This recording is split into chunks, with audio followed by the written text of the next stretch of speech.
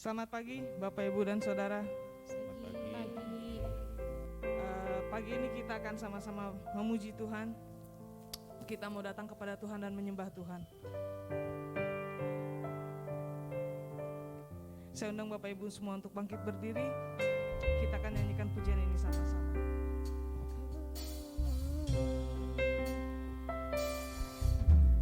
Sungguh besar setiamu, nyata di sepanjang hidupku. Darahmu telah layakkan kehidupanku. Tiada kata yang bisa melukiskan indahnya Tuhan dalam kehidupan kita. Tiada kata yang bisa lukiskan indahnya Kau Tuhan. Bagimu segala pujian dan kemuliaan. Ku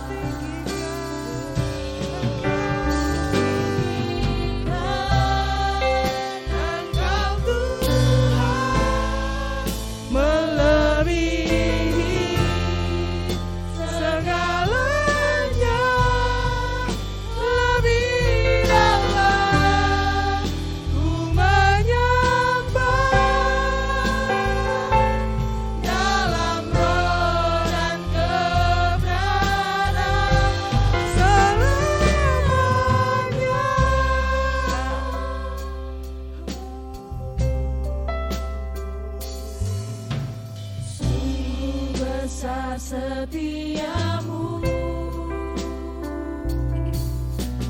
nyata di sepanjang hidupku. Darahmu telah layakkan kehidupanku.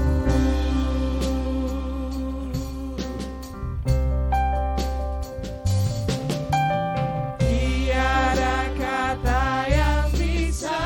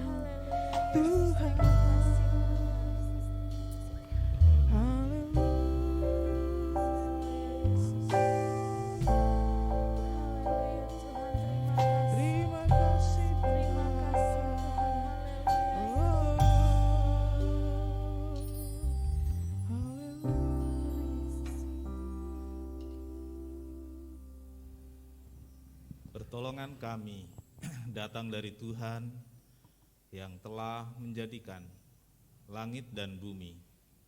Berkat-berkat melimpah dari Allah Bapa, Anak dan Roh Kudus turun atas ibadah ini, baik di gereja maupun di rumah jemaat masing-masing. Semua diberkati Tuhan dengan limpahnya. Terima kasih Tuhan. Biar Roh Kudus bekerja di tengah-tengah kami. Kami rasakan suasana sorga dalam kehidupan kami di dunia ini karena ibadah yang diberkati pagi hari ini. Amen. Terima kasih Tuhan. Kami mulai ibadah kami, alaskan doa mohon berkat dalam satu nama, yaitu di dalam nama Tuhan Yesus Kristus Juru Selamat dan Penebus kami berdoa. Amin. Silakan duduk. Bapak Ibu Saudara, selama seminggu ini merasakan kebaikan Tuhan. Yes. Amin. Haleluya. Tuhan Yesus sungguh baik. Apapun yang terjadi dalam kehidupan kita, kita katakan Tuhan Yesus sungguh baik. Yes.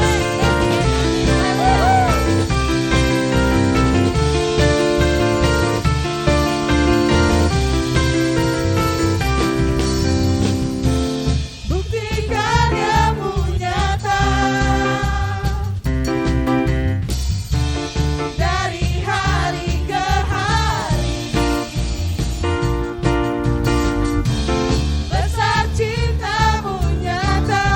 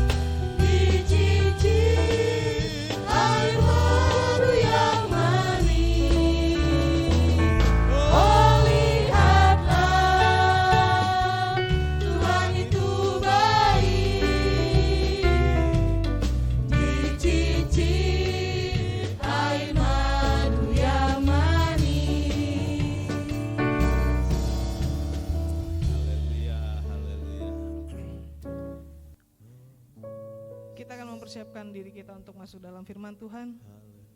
Kita percaya pertolongan Tuhan dalam kehidupan kita terus terjadi, terus ada dan terus tersedia bagi kita.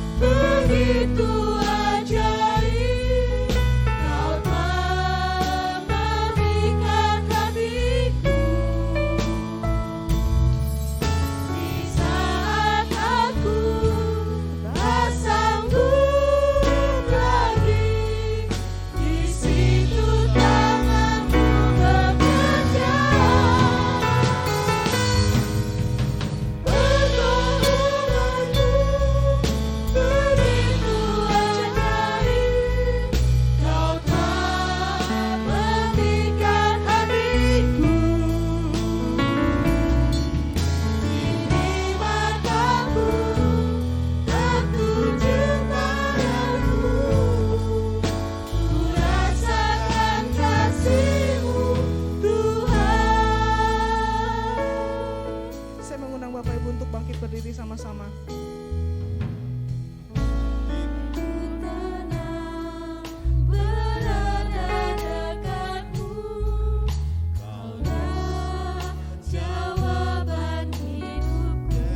Hatiku senang berada dekatmu Tuhan. Hatiku senang berada dekatmu, Sebab Engkau memelihara kehidupan kami. pelihara hidupku. Yes.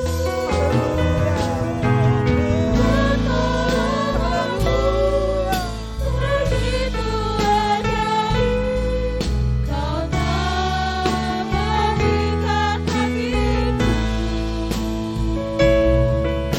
Di saat aku tak sanggup lagi, rindu tak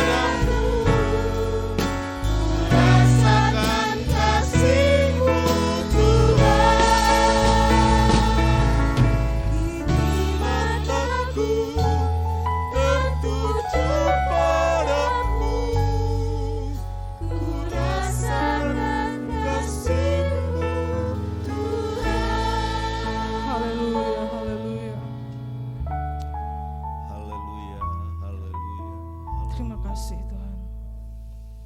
Mata kami tertuju kepadamu Tuhan, karena kami tahu pertolongan kami hanya daripada Engkau Bapa.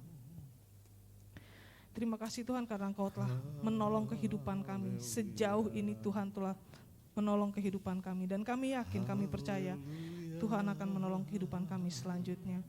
Terima kasih untuk segala berkat yang Tuhan berikan. Terima kasih untuk kesempatan. Pagi ini kami memuji dan memuliakan Tuhan bersama-sama baik di rumah maupun online.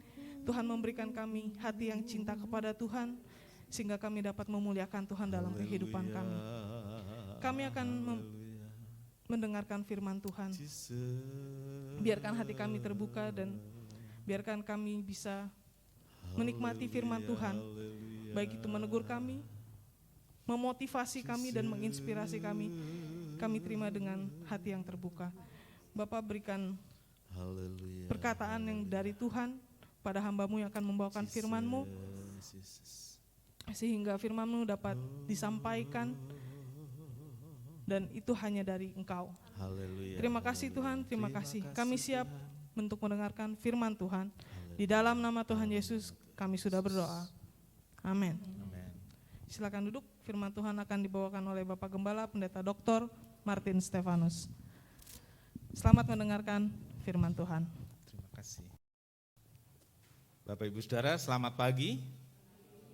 Selamat berbakti dan marilah kita terus buka hati untuk dengarkan firman Tuhan. Hari ini saudaraku, pada bagian ketiga ada satu yang sangat bersentuhan dengan hidup kita sekarang secara real, yaitu pemeliharaan Tuhan yang diwujudkan dalam pemeliharaan jasmani. Ya, kita akan melihat itu dalam Mazmur 78 ayat 23 sampai 25. Mazmur 78 ayat 23 sampai 25. Kita sama-sama berdiri.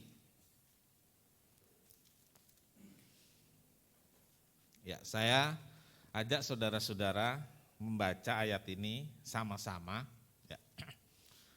Supaya kita paham dari membaca, mendengar sama-sama. Kita mulai dari alamatnya. Mulai. Mazmur 78 ayat 23 sampai 25. Maka ia memerintahkan awan-awan dari atas, membuka pintu-pintu langit, menurunkan kepada mereka hujan mana untuk dimakan, dan memberikan kepada mereka gandum dari langit. Setiap orang telah makan roti malaikat. Ia mengirimkan perbekalan kepada mereka berlimpah-limpah. Amin. Silakan duduk. Haleluya, haleluya. Berbahagialah setiap orang yang telah membaca, mendengar, dan melakukan firman Tuhan. Tuhan Yesus memberkati. Haleluya. Saudara-saudaraku, tidak bisa dipungkiri. Pemeliharaan Tuhan dalam hidup kita orang-orang percaya sering diukur dari hal-hal jasmani atau hal-hal materi. Betul? Iya. Seringkali orang bisa semangat ikut Tuhan karena terpelihara secara materi. Atau dia mundur, lemah karena dia mengalami satu keadaan yang menurutnya dia tidak terpelihara secara materi. Jadi itu kadangkala jadi ukuran yang langsung bersentuhan dengan maju mundurnya kehidupan rohani. Nanti kita akan lihat apakah memang seperti itu seharusnya. Nah, lalu dihubungkan dengan pemenuhan kebutuhan hidup. Ya, dihubungkan dengan pemenuhan hidup. Artinya kalau Tuhan pelihara, hidup saya enak, hidup saya nyaman. Baik itu untuk kebutuhan-kebutuhan primer, utama, makan, minum, pakai, atau untuk kebutuhan hidup lainnya. Kebutuhan sekunder atau kebutuhan barang-barang mewah, semua terpenuhi. Apalagi saudaraku, Tuhan kita ambil ayat Matius 6 ayat 33 misalnya ya. Carilah dulu kerajaan Allah dan kebenarannya, maka semuanya itu akan ditambahkan. Wah, ditambahkan loh saudaraku, semuanya tambahkan. Saudara ke gereja hari ini, saudara bisa klaim Tuhan. Harus Tuhan tambahkan semua, begitu kira-kira? Saudaraku, konteksnya adalah jangan keluar dari Matius 6 itu, yang ditambahkan itu apa? Gitu. Bukan semua yang kita mau. Ya kita minta tambahannya helikopter supaya nggak kena macet. Sekarang jalan mulai macet tadi katanya. Ya enggak juga gitu ya. Saudaraku. Jadi saudaraku, pemeliharaan Tuhan itu sering diukur dari hal-hal seperti itu. Tumbuhnya teologi kemakmuran atau teologi prosperity theology lahir dari kemiskinan yang berkepanjangan. Ini tumbuh di Amerika Latin, saudaraku. Yang membuat saudara janji dan harapan yang tertulis dalam Alkitab itu menjadi bukti dan tujuan orang menjadi pengikut Kristus. Jadi saudaraku, karena kemiskinan yang berkepanjangan, lalu mereka menjadi orang Kristen dan mengenal janji Allah di sana. Ada harapan di sana. Sehingga saudaraku, yang jadi ukuran adalah hal-hal jasmani itu. Berkat. Jadi kalau ada berkat itu bukti bahwa kita ini dipelihara Tuhan. Kalau nggak ada berkat, emang Tuhan nggak pelihara. Berkat yang seperti apa? Gitu kan? Nah, saudaraku, kemiskinan yang berkepanjangan, bahkan mungkin kalau kita bisa lihat juga alami sejak beberapa generasi sebelumnya, itu seringkali terjadi seperti itu. Lalu ingin lepas dari kemiskinan, ingin lepas dari ketidakadaan hal-hal materi itu, lalu lihat janji dalam Alkitab, ada harapan di sana, dan kemudian itu jadi klaim-klaim dalam doa-doa. Saudaraku, apakah memang jadi orang Kristen itu tujuannya? Gitu. Saya bilang kalau itu yang jadi tujuan, mari kita sama-sama ke Gunung Kawi saja. Iya kan? Karena di sana janjinya real loh saudaraku. Pulang langsung kaya. Ya, saudaraku, Israel di padang gurun tidak bisa kerja maksimal. Bertani atau usaha lainnya mereka nggak bisa karena berpindah-pindah. Sesuai dengan yang Tuhan tuntun dan Tuhan perintahkan. Saudaraku, Musa memimpin bangsa Israel, memimpin orang-orang Israel untuk terus berjalan. Dan dalam perjalanan itu ada kesulitan, namanya kesulitan ekonomi. Ya. Dalam kondisi inilah, saudaraku, Allah menunjukkan bagaimana Dia Tuhan yang memelihara, memenuhi kebutuhan umatnya, mencukupkan apa yang diperlukan umatnya. Dalam Ulangan 8 ayat 3 sampai 4. Jadi ia merendahkan hatimu, membiarkan engkau lapar dan memberi engkau makan mana yang tidak kau kenal dan juga tidak dikenal oleh nenek moyangmu. Untuk membuat engkau mengerti bahwa manusia hidup bukan dari roti saja, tetapi manusia hidup dari segala yang diucapkan Tuhan. Amin. Saudaraku, inilah cara Tuhan memenuhi kebutuhan hidup orang Israel selama 40 tahun. Iya. Selama 40 tahun di padang gurun, selama perjalanan di padang gurun, selama 40 tahun itu kebutuhan Israel terpenuhi.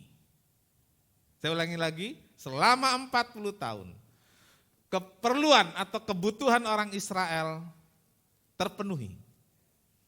Dipenuhi, dicukupkan oleh Tuhan. Tuhan yang memerintahkan, Tuhan yang menjaga, Tuhan yang mencukupkan.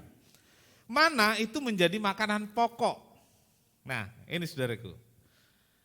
Saya mempersiapkan ini dan saya dapat berkat luar biasa. Mana itu jadi makanan pokok. Mana bukan satu-satunya makanan di padang gurun. Ya. Mana itu jadi makanan pokok. Artinya ada makanan-makanan lain. Coba kalau saudara ingat, apa makanan lain selain mana? Ya? Burung puyuh. Saudara pernah makan burung puyuh? Saudaraku, dulu banyak yang jual burung puyuh dan beberapa waktu lalu saya sengaja beli. Saya tunjukkan anak-anak ini burung puyuh. Lalu anak-anak bilang begini saudaraku, makanya orang Israel ngomel. Nah burungnya kecil, dagingnya sedikit. Tapi saudaraku jumlahnya itu banyak loh saudaraku, jumlahnya banyak. Nah, saya pernah di kereta, waktu itu zaman kereta masih, kalau naik kereta tuh pakai lilin. Ayo, siapa yang pernah ngalamin? Oh enggak pernah, pakai lilin saudaraku, itu dari Malang ke Jawa Tengah. Nah begitu bergerak, orang jualan saudaraku. Dan saya tanya pada teman, saya belum pernah kan, itu jualan apa? Wah enak itu burung puyuh katanya. Saudaraku, perjalanan 1 malam, kan lapar juga saudaraku. Yang saya makan burung puyuh kenyang saudaraku. Ya saya nggak tahu makan berapa ekor, 5 atau 10 ekor nggak tahu saya. Tapi sambil ngobrol makan gitu ya, digoreng saudaraku. Nah Israel punya makanan pokok mana? Lalu ada lagi tadi burung puyuh. Lalu saudaraku kita harus ingat dalam perjalanan itu walaupun di padang gurun, ada juga dilewati tempat-tempat yang ada tumbuhannya. Misalnya ada pohon korma, ya buahnya mereka makan. Ada tumbuhan-tumbuhan lain, ada yang sayur, ya mereka makan. Jadi saudaraku ada banyak makanan sebagai pemeliharaan Tuhan selain mana. Lalu dalam perjalanan itu dikatakan pakaiannya tidak rusak. Ya, pakaiannya enggak rusak. Saudara punya baju paling lama tahan berapa lama saudaraku? Yang pernah saudara punya? Berapa lama? 10 tahun. Ayo. 3 tahun. Oh. Ya? 15. Kayaknya yang baju yang dipakai Gisel itu yang dimaksud. Ya, bukan. Tapi itu juga cukup lama ya. Ya. Saudara tahu yang saya pakai? Ini 20 tahun lebih. Ya. Kalau sekarang ngomongnya bukan tidak rusak ya. Enggak ketinggalan model. Siapa yang bilang ini modelnya ketinggalan zaman? Apalagi yang pakai saya. Ya. Kalau yang 2 tahun, 3 tahun itu saya tahu. Karena bajunya mengecil. Yang cerdas langsung ketawa. Betul ya? Bajunya mengecil ya? Iya. Bajunya mengecil. Udah jangan diteruskan itu. 40 tahun loh. 40 tahun perubahannya itu seperti apa? Gitu kan? Tapi dikatakan pakaian tidak rusak dan juga kasut nih, sepatu. Bisa dipakai sampai Kanaan dan membuat kaki tidak bengkak. Kalau sekarang orang jalan, saudaraku ada sepatu lari, sepatu jalan, sepatu jogging, untuk kenyamanan kaki. Saudara waktu itu 40 tahun orang Israel pakai 1 kasut, 1 sepatu dan tidak rusak. Itu bentuk pemeliharaan. Bentuk pemeliharaan Tuhan. Nah saudaraku, mana, ini poin yang akan kita bahas pada bagian pertama, mana adalah cara Tuhan untuk memelihara Israel. Arti namanya saudaraku, arti nama mana. Pemberian nama biasanya berkaitan dengan arti. Dan kemudian dimaknai sesuai dengan arti itu. Jadi pemberian nama itu setiap pemberian nama itu punya arti.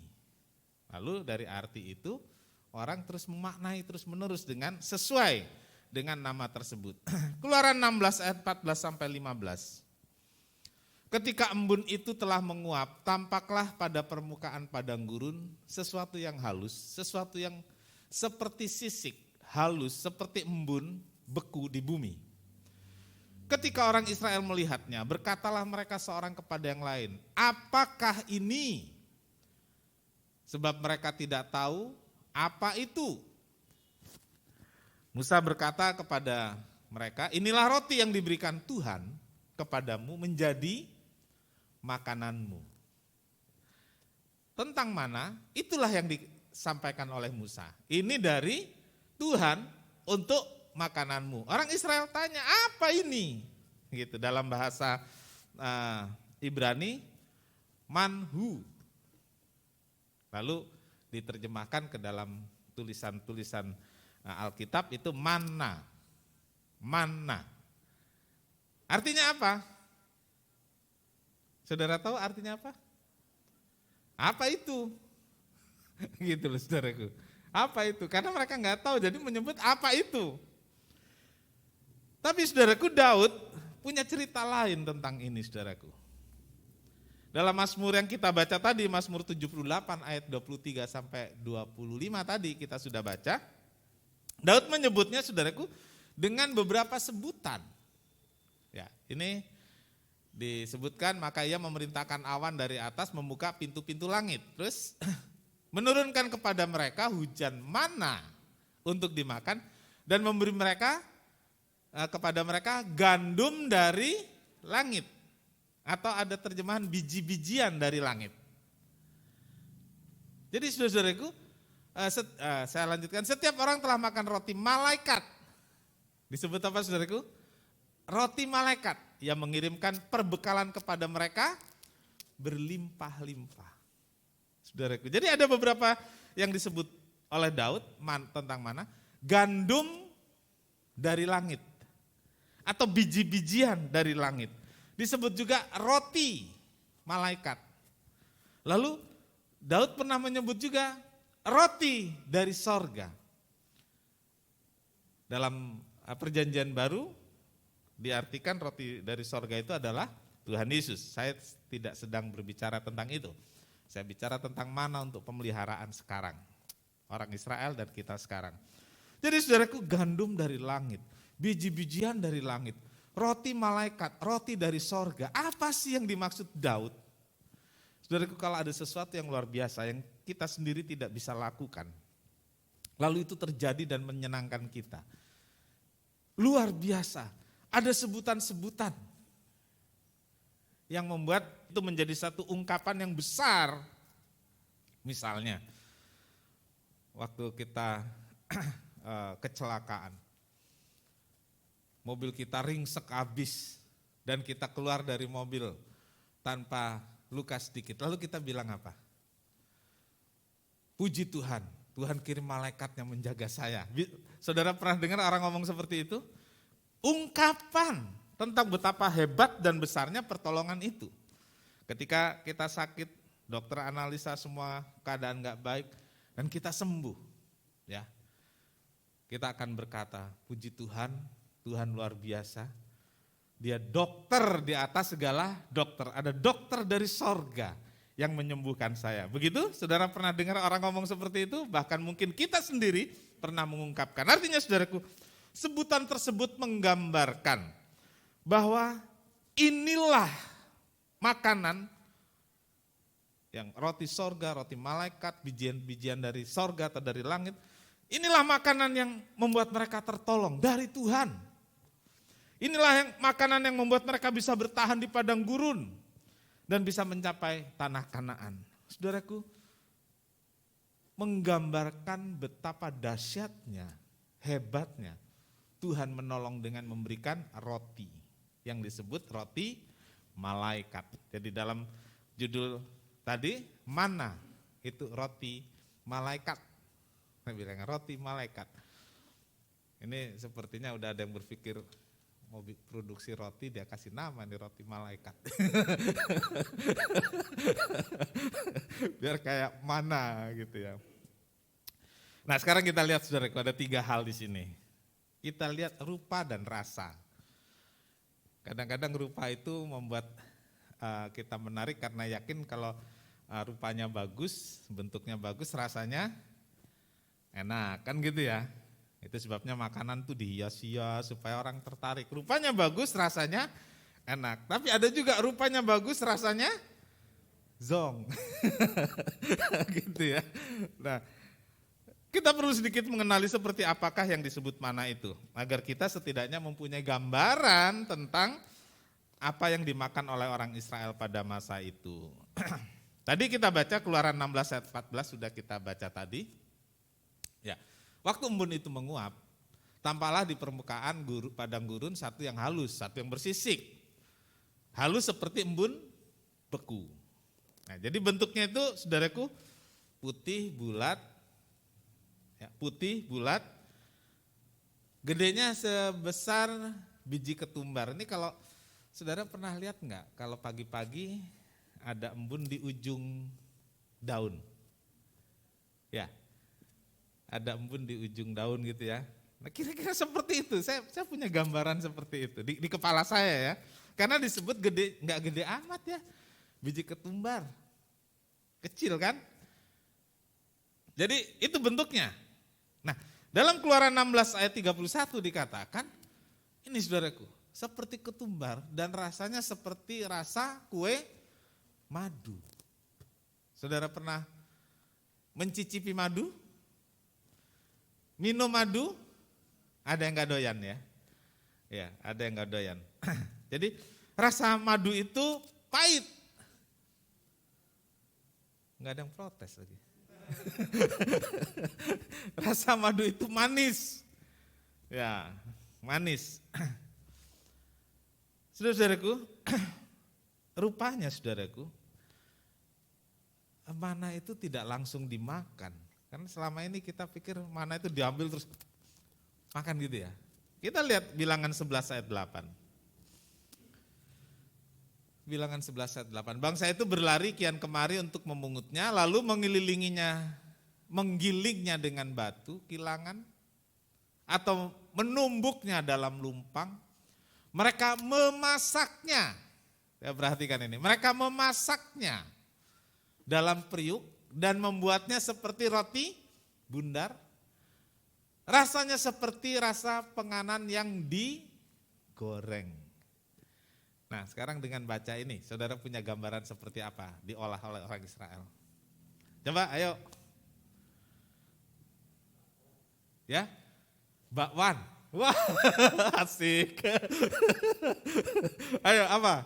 Ibu-ibu. Roti goreng. Oke. Pisang goreng. Karena tadi diolah ya. Coba, donat kampung. Kenapa donat pakai kampung? Saya gambarannya roti bundar itu saudaraku, pizza loh. Saudara nggak ada yang punya gambaran pizza ya? Pizza. Nah, jadi tergantung ngolahnya, kan gitu ya? Saudara punya gambaran semua betul, tergantung apa yang sedang ada di pikiran saudara, dan setelah ini saudara mau cari yang saudara sebut juga gak apa-apa. Mestinya saya berkomunikasi dengan Ibu Risma ya. Bentuk-bentuk ini.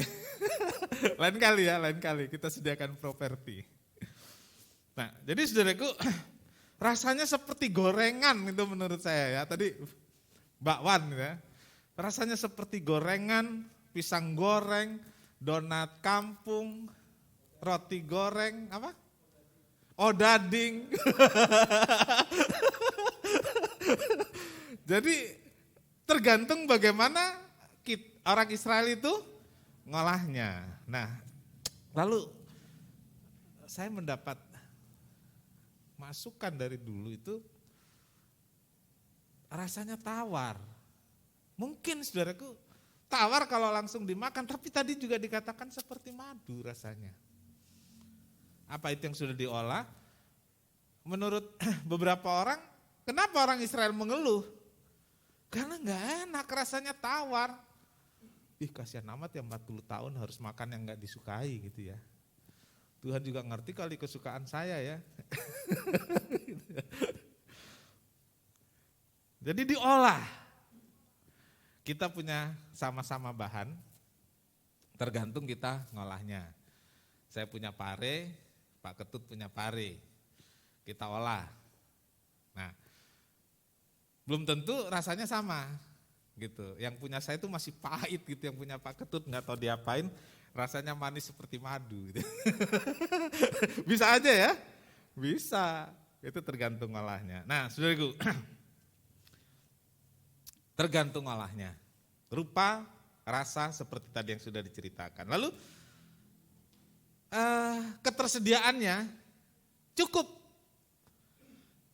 dan cocok. Tadi rupa dan rasa. Nah, ini untuk gampang ingat ya, rupa dan rasa. Bentuk rupanya bulat, rasanya tergantung olahnya, kan gitu ya.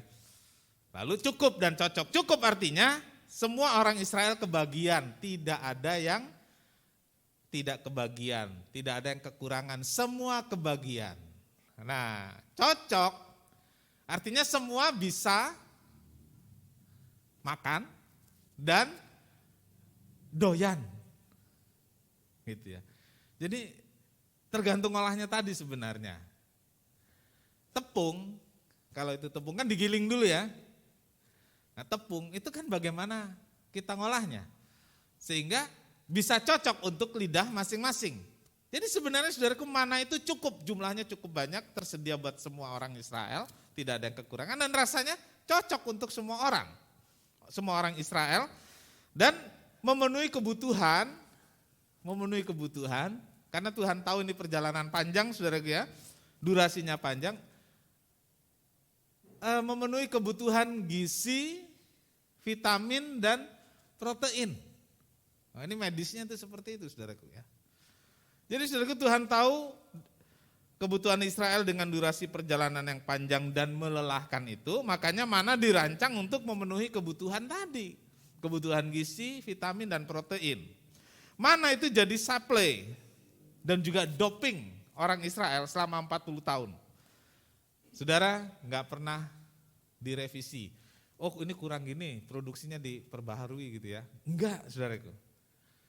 Enggak juga dibikin rasa seperti ada produk makanan instan itu kan, tiap kali ada produk baru, rasanya ganti-ganti saudaraku.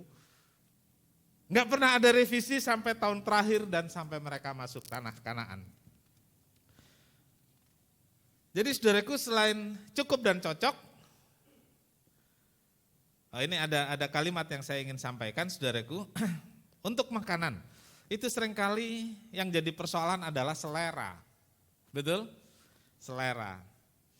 Walaupun tersedia banyak, tersedia cukup, tapi bisa tidak cocok.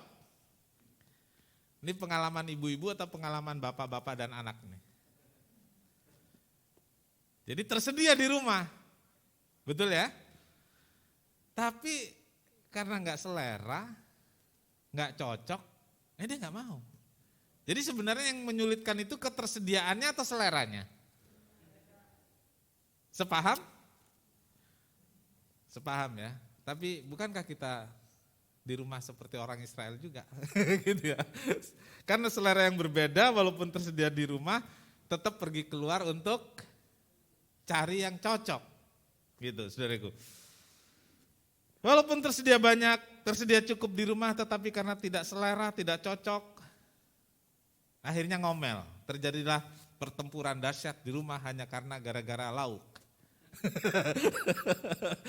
Pernah terjadi? Yang ketawa itu pasti pengalaman pribadi itu. Itu memang orang Israel dulu sudah seperti itu. Dan kita sekarang juga kelihatannya sama aja. Tapi Paulus berkata begini saudaraku, makanan itu untuk perut. Perut itu untuk makanan. Udah selesai. Gitu ya. Mau asin, pedas, manis, akhirnya sampai ke perut juga. Dan perut itu adalah untuk makanan. Dan Yesus berkata, yang masuk lewat mulut ke dalam perut, akhirnya dibuang ke jamban. Selesai. Diajarkan kepada orang Israel, dikasih mana. Itu untuk perut. Dan setelah itu dibuang ke jamban. Nah, Kemudian yang ketiga, kenyang dan kuat. Tuhan tahu kebutuhan Israel dengan durasi yang panjang tadi, makanya dikasih mana itu yang memenuhi standar kesehatan. Ada gizi, protein, dan vitamin yang cukup. Jadi mana itu jadi doping Israel selama 40 tahun. Dan gak pernah direvisi, gak pernah diganti, sampai mereka masuk tanah Kanaan. Oke, itu Israel. Mana dirancang untuk memenuhi kebutuhan gizi, protein, dan vitamin. Yang cukup untuk semua kategori usia. Dari balita sampai lansia. Keren nih. Ya. Kalau beras bagaimana? Kalau sayur gimana di rumah? Saya rasa ini memenuhi seperti ini. Hanya selera yang membedakan. Ya, oke. Lalu yang kedua, tadi tentang mana untuk Israel, sekarang pemeliharaan Tuhan bagi orang percaya. Pemeliharaan Tuhan bagi orang percaya. Di padang gurun hidup ini, saudaraku, Tuhan memelihara kita. Amin. Kita juga dalam perjalanan padang gurun. Padang gurun di dunia ini gak kalah menakutkan. Ada binatang liar banyak, saudaraku, dalam tanda kutip. Ada setan banyak, gak usah pakai tanda kutip karena setannya beneran, saudaraku. Ya. Kalau binatang liar di padang gurun pakai tanda kutip aja ya. Oke, kalau setan gak usah. Karena itu real, ada. Tapi yang jangan kita lupakan, di minggu pertama, di padang gurun itu juga ada apa, saudaraku? Saya ingin saudara mengingat ini. Ada malaikat. Gitu. Ada malaikat yang menyertai kita, mendampingi kita di padang gurun. Nah, saudaraku, dalam Matius 6 ayat 26, ini juga yang membuat kita kuat. Di padang gurun ada binatang liar, ada setan, ada malaikat, dan ada ini, saudaraku, pemeliharaan Tuhan. Matius 6 ayat 26, pandanglah burung-burung di langit yang tidak menabur dan tidak menuai, dan tidak mengumpulkan bekal dalam lumbung, namun diberi makan oleh Bapamu yang di sorga. Bukankah kamu jauh melebihi burung-burung itu? Amin, saudaraku. Saudaraku, saya kembali mengulang membaca ini. Untuk siapa janji Tuhan ini? Saudaraku, janji Tuhan kepada burung pipit itu anugerah umum atau common grace. Pemberian Tuhan makanan kepada burung pipit itu anugerah umum. Sama seperti hujan. Hujan itu apa, untuk orang beriman saja? Oh iya, sering terjadi kesaksian di kampung, pasti orang Pantai Kosta ini. Nunggu hujan lama, gak hujan-hujan, terus puji Tuhan, di tempat saya hujan, persis batas, yang di sana bukan orang percaya gak hujan. Itu sering terjadi. Hujan itu diturunkan buat semua orang, namanya itu anugerah umum. Gitu. Matahari itu anugerah umum untuk semua orang. Burung pipit bisa hidup, apakah dia percaya Tuhan Yesus? Tapi Tuhan bilang aku beri makan loh. Dia tidak akan kekurangan. Bahkan gak ada yang jatuh ke tanah dengan tanpa izinnya Tuhan, kan seperti itu. Jadi itu anugerah umum. Nah, saudara-saudaraku, saya ingin sampaikan pada saudara. Janji ini juga untuk kita orang percaya, tapi sama loh dengan orang-orang lain yang tidak percaya. Tuhan janji memenuhi kebutuhan hidup. Saya ulangi, Tuhan janji memenuhi kebutuhan hidup kita sama seperti Tuhan kasih makan burung pipit. Ini sudah sering dibahas. Hari ini kita lihat dari sudut pandang yang sedikit berbeda. Kita minggir sedikit untuk coba lihat celah mana yang memudahkan kita untuk paham. Ya. Kalau burung pipit itu dipelihara Tuhan dan Tuhan bilang jangan kamu khawatir. Karena burung pipit aja dipelihara Tuhan. Saya katakan lagi, orang percaya saja orang yang tidak percaya saja dipelihara Tuhan, sama seperti burung pipit itu. Terus kita bagaimana? Saya ingin gunakan kalimat ini saudaraku. Jangan kita dikalahkan oleh burung pipit. Saudaraku, saya kok teringat lagunya Obi Mesah. Malu aku malu. Tulisannya? Ini kisah kasih di sekolah. Iya. Sekarang ini saudaraku, berkaitan dengan ayat ini. Coba saudaraku, kita ganti kayak sedikit gitu. Ya. Malu aku malu pada burung pipit. Bisa nggak begitu? Saudara malu nggak sih pada burung pipit? Pagi-pagi siang dia terbang sana sini gembira berkicau. Kita bagaimana saudaraku?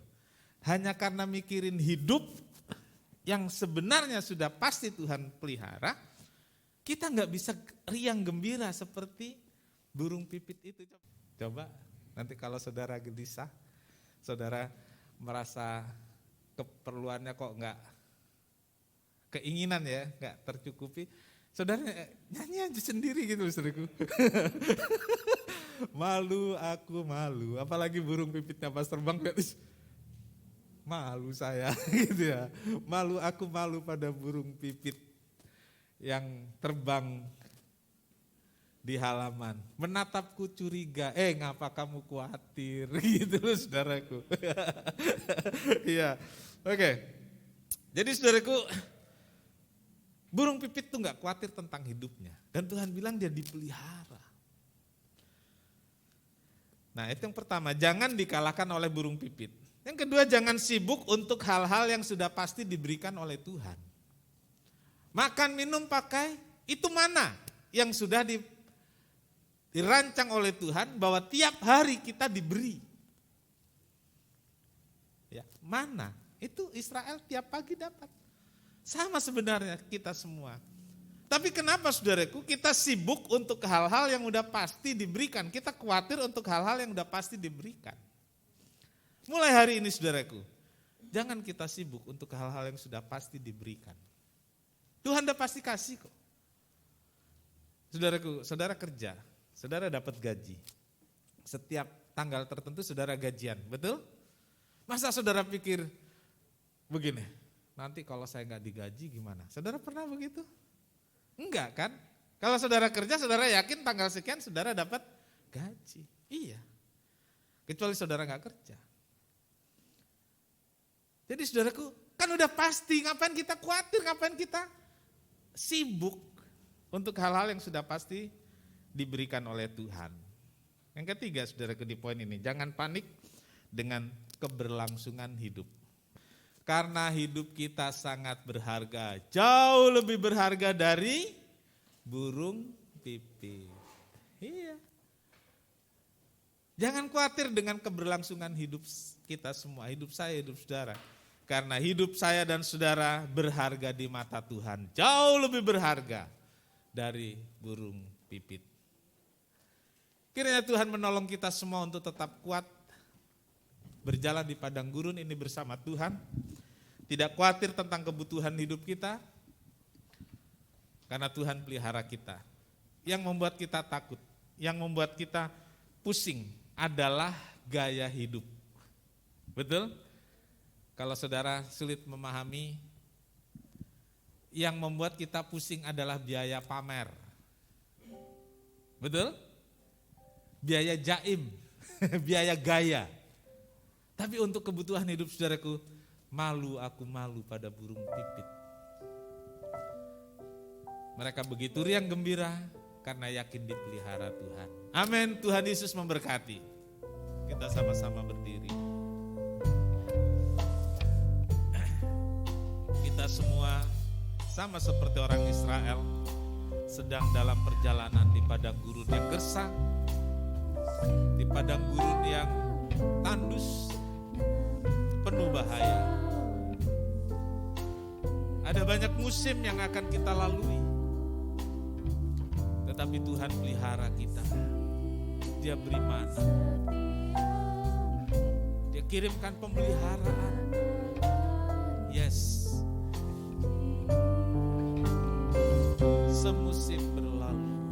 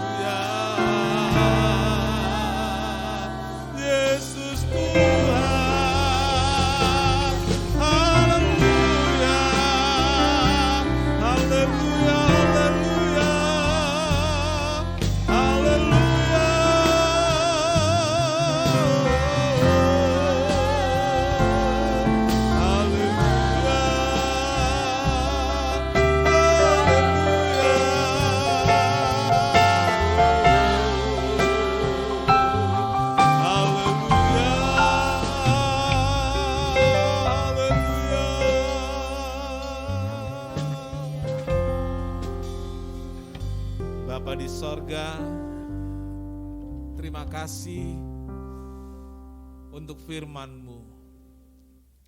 Sungguh Tuhan, seharusnya kami malu. Malu pada Tuhan, malu pada diri sendiri. Karena kami yang mengetahui janji-janji Tuhan, tapi kami sering khawatir tentang keberlangsungan hidup kami. Kami khawatir tentang pemenuhan kebutuhan hidup kami dari hari ke hari. Terima kasih Tuhan Engkau mengajarkan kami dari orang Israel yang terus terpelihara. Tuhan memberitahu kami bahwa burung pipit juga Tuhan pelihara. Terima kasih untuk anugerah yang khusus untuk kami. Hidup kami berharga di mata Tuhan dan pemeliharaan Tuhan tentu jauh lebih indah, jauh lebih dahsyat dari pemeliharaan Tuhan terhadap burung-burung pipit di udara. Terima kasih Tuhan, terima kasih. Ajar kami bersyukur, ajar kami berterima kasih untuk apa yang ada pada kami. Karena itu semua dari Tuhan untuk kesejahteraan hidup kami dan keluarga kami. Terima kasih Tuhan, terima kasih. Meteraikan firman-Mu di hati kami. Tanamkan itu di hati kami, sehingga firman itu tumbuh dan membuat kami kuat dan setia dan yakin dalam mengiring Tuhan. Berkati semua pelayan-pelayan Tuhan hari ini, berkati jemaat yang hadir di gereja, dan kami berdoa, mohon berkat juga untuk mereka yang mengikuti ibadah di rumah masing-masing, biar berkat dan pertolongan Tuhan melimpah atas kami semua, terlebih di masa pandemi ini. Tuhan, kami berdoa untuk kesehatan seluruh jemaat, seluruh keluarga kami, jagai Tuhan, walaupun keadaan sudah membaik. Tapi Tuhan ajar kami untuk tetap waspada sehingga kami tetap terlindungi oleh kuasa dan pertolongan Tuhan. Terima kasih Tuhan memberkati korban persembahan persepuluhan anak-anak-Mu. Balaskan apa yang mereka berikan pada Tuhan sehingga Tuhan dipermuliakan. Terima kasih Bapa di sorga, terima kasih. Pimpin kami pulang dengan selamat ke rumah kami masing-masing. Kiranya Tuhan menolong kami semua dalam segala hal. Terima kasih Tuhan, terima kasih. Segala puji bagi Tuhan. Saudara-saudara yang kekasih, terimalah berkat dan damai sejahtera dari Allah Bapa, kasih karunia dari Tuhan Yesus serta persekutuan Roh Kudus serta kita sekarang sampai selama-lamanya. Ini doa kami ya Tuhan, yang kami alaskan dalam satu nama, yaitu di dalam nama Tuhan Yesus Kristus Juru Selamat dan Penebus kami berdoa. Bapa kami yang di sorga, dikuduskanlah nama-Mu, datanglah kerajaan-Mu, jadilah kehendak-Mu di bumi seperti di sorga. Berikanlah kami pada hari ini makanan kami yang secukupnya, dan ampunilah kami akan kesalahan kami, seperti kami juga mengampuni orang yang bersalah kepada kami. Dan janganlah membawa kami ke dalam pencobaan, tetapi lepaskanlah kami daripada yang jahat. Karena Engkaulah yang punya kerajaan dan kuasa dan kemuliaan sampai selama-lamanya. Amin.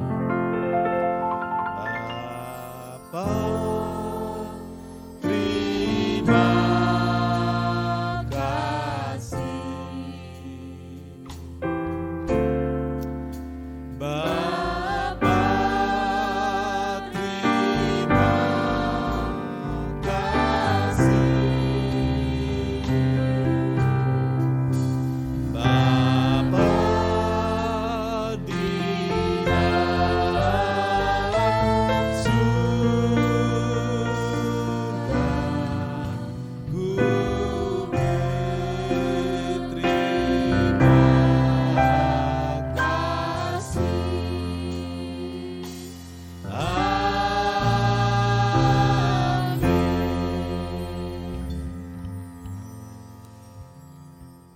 Sekian kebaktian.